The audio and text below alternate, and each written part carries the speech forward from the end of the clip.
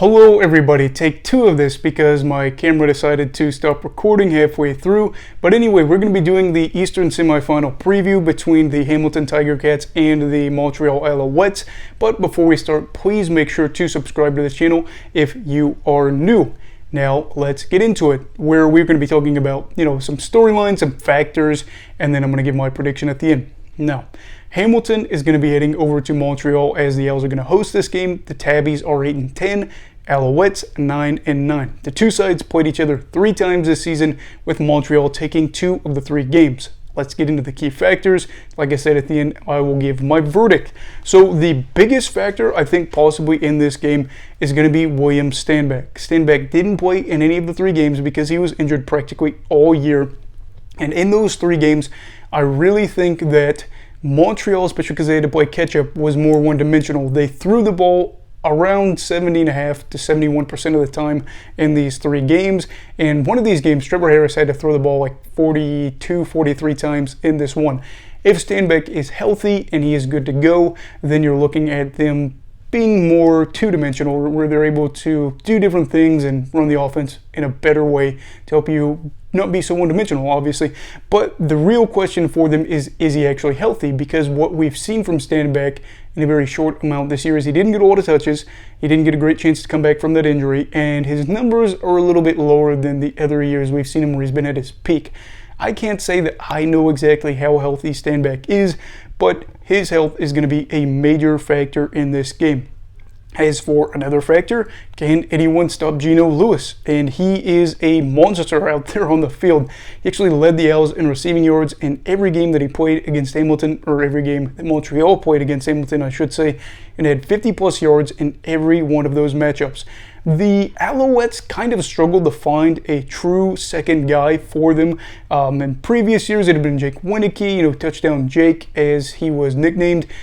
Kind of fell off a little bit this season. But you look at this year and you realize how big of a gap it was. Lewis actually had 38 more targets than the second most targeted receiver, Reggie White Jr. this season. Did play 2 more games, but still, that is almost 40 more targets with just 2 more games played. That kind of gives you an idea of how this went for them. What will happen to Montreal if they aren't able to get Geno going? Is it going to be Wieneke? Is it going to be White? It's going to be one of those guys. Somebody's going to have to step up because, of course, I imagine Hamilton will not want Geno Lewis going down the sideline, catching balls for 40 yards, and then going to the house after that, or whatever the case may be. They want to limit his impact, that's clear, but who is going to step up for Montreal? That is the biggest question for them through the air. On the ground, it's got to be Stanback, I'd imagine.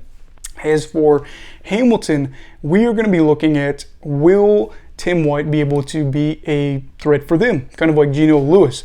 But for Tim, his first game against Montreal, he had just 2 receptions for 15 receiving yards, whereas the last 2 games, 17 receptions, 250 receiving yards, and 2 scores.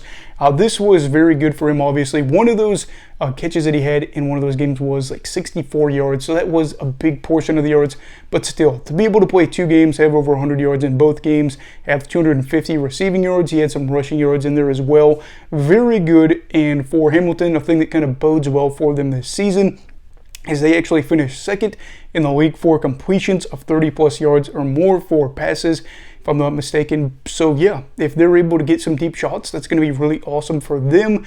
Who else is going to step up? Probably Stephen Dunbar Jr. would be among those guys. And you look at Hamilton, maybe, just maybe, they're in a better spot to really challenge the Montreal defense compared to, Montreal challenging Hamilton's defense if Lewis is not playing well. Kind of one of those things. I'm not a coach, so I can't say definitively, but we will have to see. And I do think this is going to be a factor. As for the last major factor, it's going to be whether Evans will be good or bad. Which Evans will you be getting if you're the Tiger Cats? Are you going to get the Butterfingers version that is fumbling the ball away, making ill-advised throws, throwing off his back foot, all that stuff?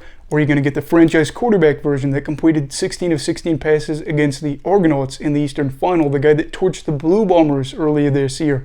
That is what you have to see, as you're likely trying to figure out if Dane is going to be the quarterback going forward. He does have another year on his contract, I think, after this season going through 2023. But this is a playoff game. You don't get to play just because of how you get paid. I guess I should word it like that. So if he stinks it up early, if there's an early turnover, if he's not really completing passes or they're not really getting a lot of first downs, I think they're going to go with Schultz. I think they're going to try to change it up early rather than later and say, well, we wanted to give Dane a chance to really go out there and prove himself. They're probably going to put him on a short leash, and I would expect Schultz out there in the first quarter if things aren't going well for them. Big factor here. I'm excited to see which Evans we're going to get. I'm hoping for a good version so we have a good game.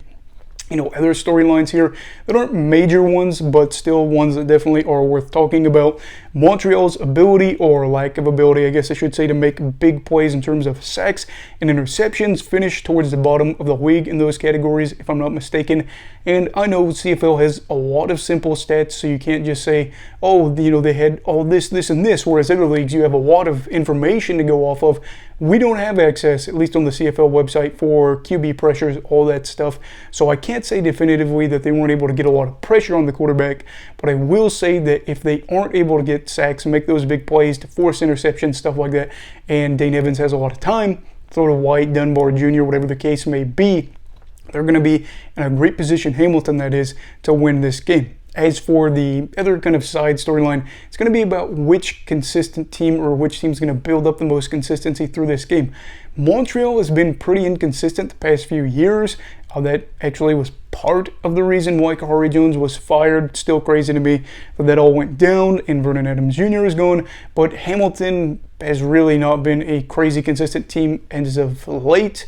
Now, of course, late they were to close out the year, but you look at, since that Grey Cup, they have not been this dominant juggernaut of a team or anything like that. And whoever is able to be more consistent in this game is likely going to win it to go on to play Toronto in the Eastern Final. So my verdict for this game, I am going to be picking the Hamilton Tiger Cats to win it. I think they're hot as of late, and they have won 5 of their past 6.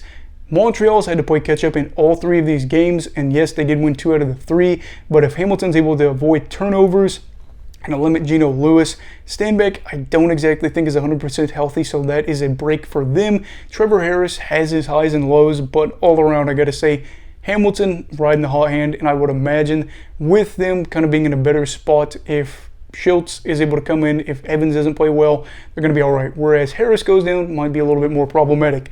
But what are your picks for this game? Let me know down below in the comments. Also, please make sure to like this video if you enjoyed it. Subscribe if you're new. Everybody stay safe, and have a great night.